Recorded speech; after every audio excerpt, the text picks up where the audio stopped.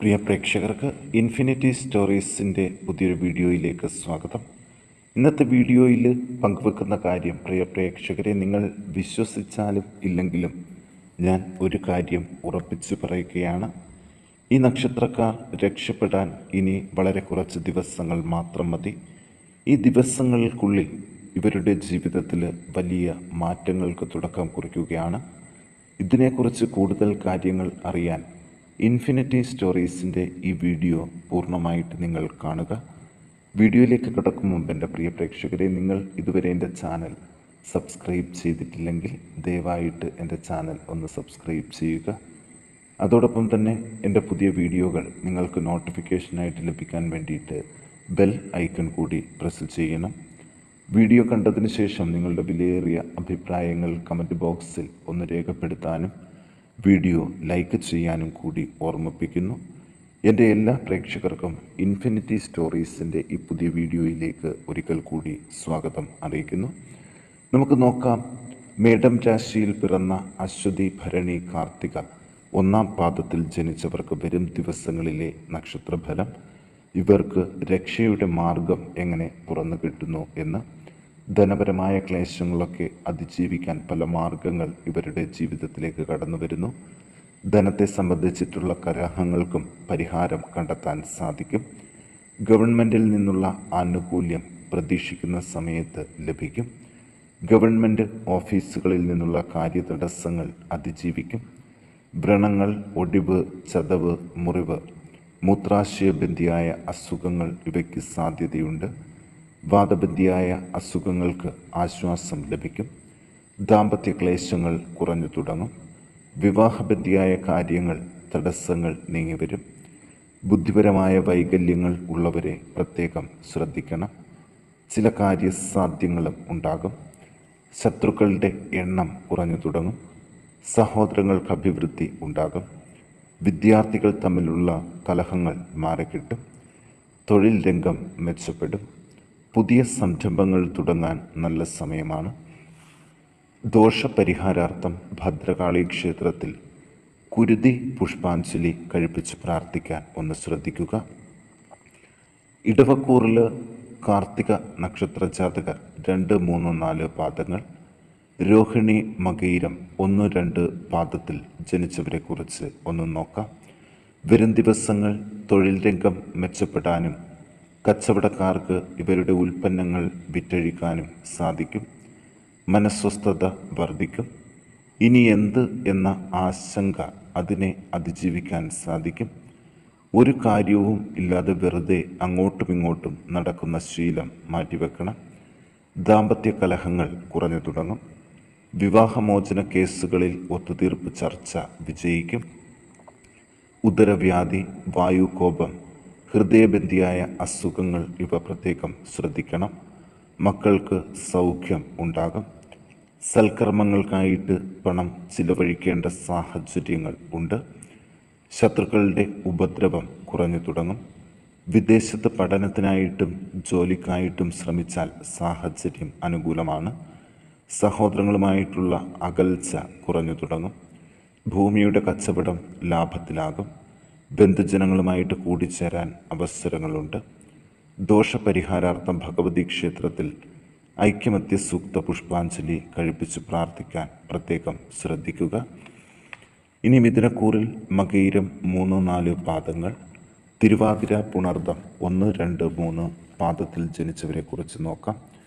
വീട്ടിൽ സ്വസ്ഥമായിട്ടുള്ളൊരു അന്തരീക്ഷം സംജാതമാകും. വീട്ടിൽ നിന്ന് മാറി നിൽക്കുന്നവർക്ക് ഭവനത്തോടൊപ്പം ഒരുമിച്ച് സന്തോഷം പങ്കിടാനുള്ള അവസ്ഥ വരും. പലവിധ ദുഃഖ അനുഭവങ്ങളെയും അതിജീവിക്കും. ഇഷ്ടമുള്ള അന്നപാന സാധനങ്ങൾ ലഭ്യമാകും. കലഹഭയം മനസ്സിൽ എപ്പോഴും ഉണ്ടാകും. ശത്രുക്കളിൽ നിന്ന് അകന്നു നിൽക്കാൻ ശ്രമിക്കണം. ഭാര്യാഭർത്തൃ കലഹങ്ങൾ കുറഞ്ഞു തുടങ്ങും. കാര്യസാധ്യങ്ങൾ ഉണ്ടാകും. ഈശ്വരഭജനത്തിനുള്ള തടസ്സങ്ങൾ നീങ്ങിവരും. ധനലാഭങ്ങൾ പ്രതീക്ഷിക്കാം. ബന്ധുജനങ്ങൾക്ക് സൗഖ്യം ഉണ്ടാകും. ചില ബന്ധുക്കളുമായിട്ട് കലഹിക്കേണ്ടതായിട്ട് വരും. സന്താന ഉൽപാദനത്തിനുള്ള ചികിത്സകൾക്ക് ഫലം കാണും. പലവിധ രോഗാരിഷ്ടതകളും അതിജീവിക്കും. കമിതാക്കളുടെ ആഗ്രഹം സഫലമാകും. പുതിയ സംരംഭങ്ങൾ തുടങ്ങാൻ നല്ല സമയമാണ്. ദോഷപരിഹാരാർത്ഥം ഭഗവതിക്ക് ക്ഷേത്രത്തിൽ ത്രിപുരസുന്ദരി മന്ത്രം പുഷ്പാഞ്ജലി കഴിപ്പിച്ച് പ്രാർത്ഥിക്കുക. ഇനി കർക്കിടകക്കൂറിൽ പുണർദം 4-ാം പാദം, പൂയം, ആയില്യം നക്ഷത്ര ജാതകരെ കുറിച്ച് നോക്കാം.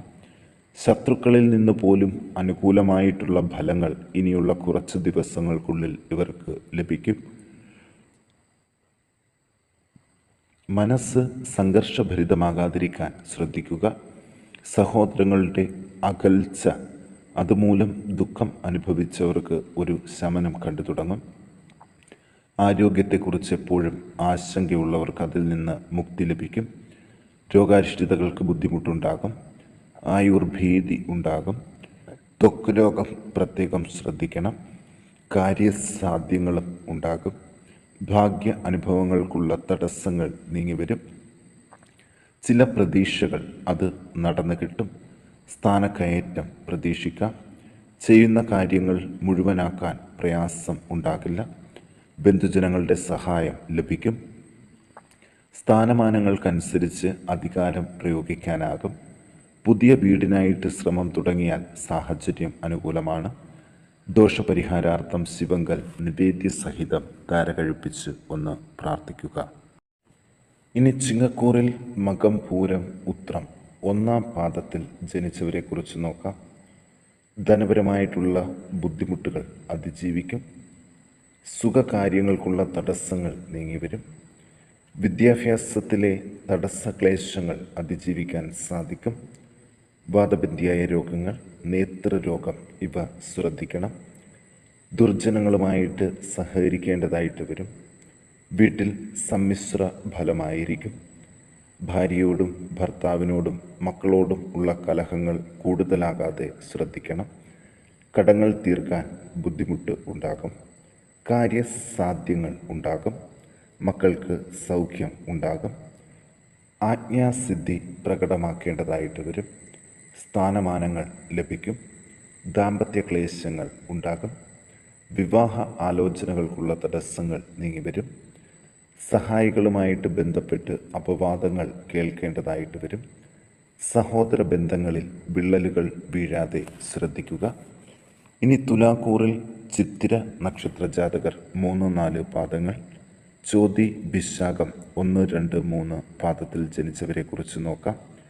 ചതിയിൽപ്പെടാതെ സൂക്ഷിക്കണം. വാക്കുദോഷം മൂലം ശത്രുക്കൾ വർദ്ധിക്കും. ഉദരരോഗം, കാൽപാദങ്ങളിൽ ഒടിവ്, ചതവ് ഇവ ശ്രദ്ധിക്കണം. ഗവൺമെൻറ്റുമായിട്ടുള്ള ഏർപ്പാടുകളിൽ വിജയം വരും. മനോവിചാരം കുറഞ്ഞു തുടങ്ങും. പോലീസ് കേസുകളിൽ അകപ്പെടാതെ സൂക്ഷിക്കണം. ബുദ്ധിസാമർഥ്യം പല കാര്യങ്ങളിലും തുണയാകും. പലവിധ ധനാഗമങ്ങൾ ഉണ്ടാകും. നല്ല ഉറക്കം ലഭിക്കും. മക്കൾ അടുത്തില്ലാത്തതിൻ്റെ വിഷമം അനുഭവിക്കുന്നവർക്ക് മക്കൾ ജോലി കഴിഞ്ഞോ അല്ലെങ്കിൽ പഠനം പൂർത്തിയാക്കിയോ സാമീപ്യം തരുന്നത് സന്തോഷം നൽകും. സന്താന ഉൽപാദന ചികിത്സകളിൽ തടസ്സങ്ങൾ വരാതെ ശ്രദ്ധിക്കണം. ഭൂമി കച്ചവടം ലാഭകരമാകും. തർക്കവിഷയങ്ങളിൽ യുക്തി കൊണ്ട് വിജയം വരിക്കും. മനസ്സ് സംഘർഷഭരിതമാകാതിരിക്കാൻ ശ്രദ്ധിക്കുക. അവിവേകങ്ങൾ മനസ്സിൽ ഉടലെടുക്കും. സഹപാഠികളുമായിട്ട് കലഹിക്കാതെ ശ്രദ്ധിക്കണം. ദോഷപരിഹാരാർത്ഥം ശാസ്താവിന് എണ്ണ അഭിഷേകം ചെയ്ത് നീരാജനം കഴിപ്പിച്ച് പ്രാർത്ഥിക്കാനായിട്ട് ഒന്ന് ശ്രദ്ധിക്കുക. ഇനി മകരക്കൂറിൽ ഉത്രാടം 2, 3, 4 പാദങ്ങൾ, തിരുവോണം, അവിട്ടം 1, 2 പാദത്തിൽ ജനിച്ചവരെക്കുറിച്ച് നോക്കാം. വിദ്യാർത്ഥികൾക്കുള്ള മടിയും അലസതയും കുറഞ്ഞു തുടങ്ങും. ഭാഗ്യ അനുഭവങ്ങൾക്കുള്ള തടസ്സങ്ങൾ നീങ്ങിവരും. പുതിയ വീടെന്ന സ്വപ്നം സഫലമാകും. തൊഴിൽ രംഗം മെച്ചപ്പെടും. പുതിയ സംരംഭങ്ങൾ തുടങ്ങാൻ നല്ല സമയമാണ്. ശരീരത്തിന് ക്ഷീണവും വിളർച്ചയും അനുഭവപ്പെടുന്നവർക്ക് അതിൽ നിന്ന് മാറ്റങ്ങൾ ഉണ്ടാകും. പണത്തെ സംബന്ധിച്ച് കലഹങ്ങൾ ഉണ്ടാകാതെ ശ്രദ്ധിക്കണം. ബന്ധുജനങ്ങൾക്കുള്ള ദുഃഖ അനുഭവങ്ങൾ മാറിത്തുടങ്ങും. ശത്രുപീഡകളിൽ നിന്ന് മോചനം ഉണ്ടാകും. പലവിധ രോഗാരിഷ്ടതകൾ അതിജീവിക്കും. അധികാരസ്ഥാനങ്ങളിൽ ഉള്ളവർക്ക് അംഗീകാരവും അനുമോദനവും ലഭിക്കും. സ്ഥാനക്കയറ്റങ്ങൾ പ്രതീക്ഷിക്കാം. കച്ചവടത്തിൽ ലാഭം ഉണ്ടാകും. കലഹങ്ങൾ കൂടുതൽ ഉണ്ടായാൽ അതിൽ സംയമനം പാലിക്കാനും ശ്രദ്ധിക്കണം.